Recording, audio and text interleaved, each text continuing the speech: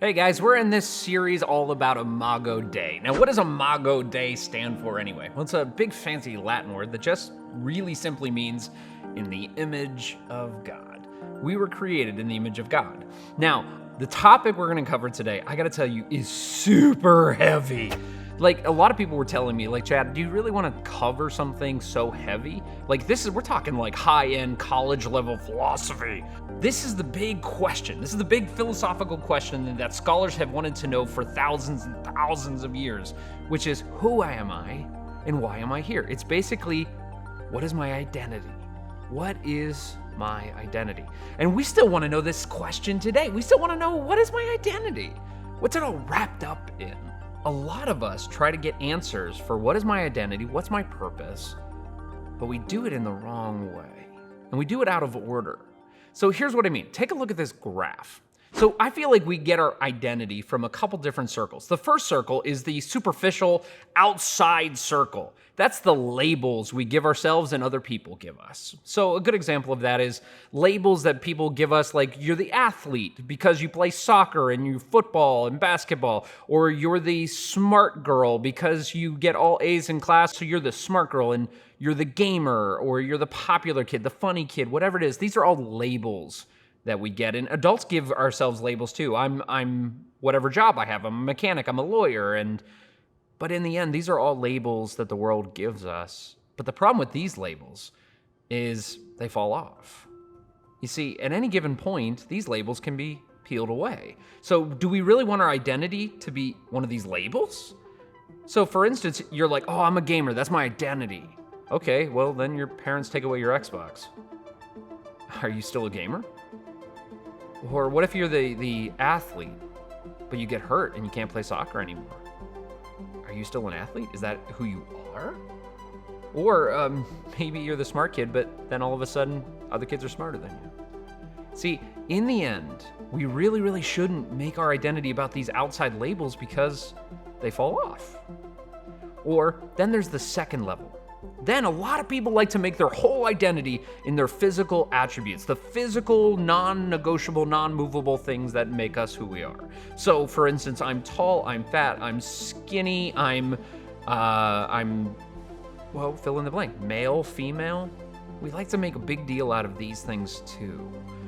Now these are our physical attributes, but that's not what makes us who we are. In the end, our identity is the third circle. The one that is at the center of who we are. That's our soul. I like to call it like kind of our spark. It's the spark of what makes us alive. It's our soul, it's our being. It's what makes us take breath. That's what should be our identity. Our identity should come from our soul. And so all those other things, the world likes to make those things the most important things about you. But they're not. It's the soul. So who gets to define the soul then? Well, that's where Jesus comes in. Your identity is found in Jesus Christ. That's our big idea today. I want you to remember that. If you don't remember anything else, your identity is found in Jesus Christ. That's it. He is ultimately what we want to be at the very center of who we are. Our identity should be defined by Jesus, and he gets to do that. He gets to do that. He paid for us. He bought us. He died for us. He created us. He is ultimately the one that should define us and give us our identity and our worth. Now, the world likes to tell us that our identity should come from these outside things.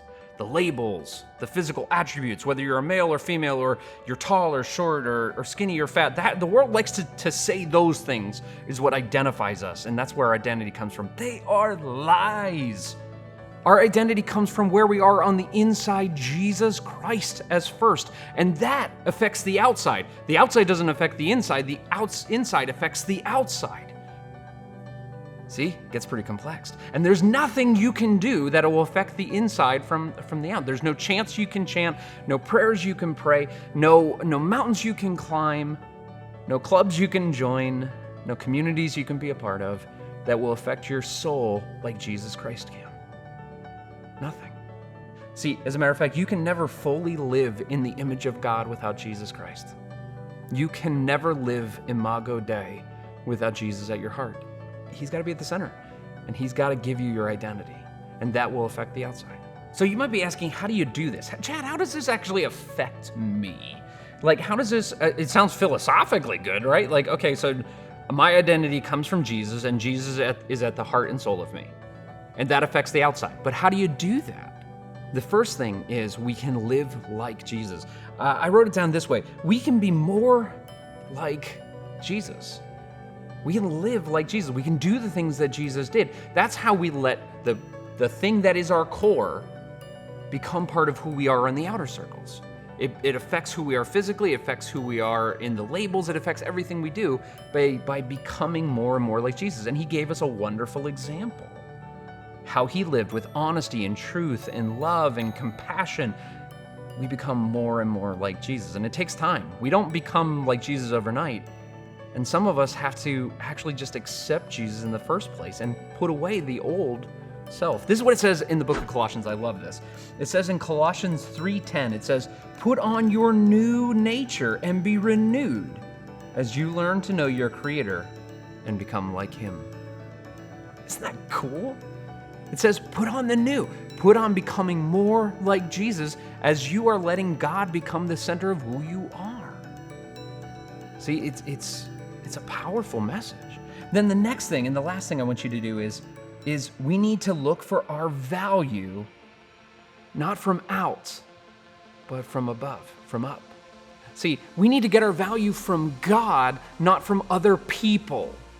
See, there's a lot of communities out there and a lot of people and a lot of friends and a lot of teachers and a lot of television and a lot of everything that is telling us what our identity should be about and what our value is and what our worth is. And you're only worth something if you're the athlete, and you're only valuable if you do this for me, and you're only popular if you give into this thing, or if you say you're one of these, or if you say I'm this. That's what gives you value. That's a lie, again. Your value comes from being a child of God. Your value becomes from who you are in the inside, at the core, who Jesus is making you to be. So just remember that we need to look for our value from up, not out from the other people. Last thing I want to say is, guys, there's going to be a lot of people, and there's going to be a lot of times you're going to mess it up. You're going to want to start making your value and your identity about the labels that people give you, whether they're good or bad, and sometimes they're bad. You're going to want to make your identity, the physical attributes that you are, and those are going to try to be the most important things, but they're not. But I want you to just always remember, even when you mess up, just go back to that simple fact that Jesus is the most important thing about you, and he defines your identity, and he loves you, and there's no better person to define who you and I are. And if you're not sure about all this stuff, Collide's a great place to figure it out. You don't have to believe all this stuff right away to belong. All you have to do is just come be a part, and let's all figure it out together. I love you guys. Have an amazing week, and may you guys find your identity in Jesus Christ this week.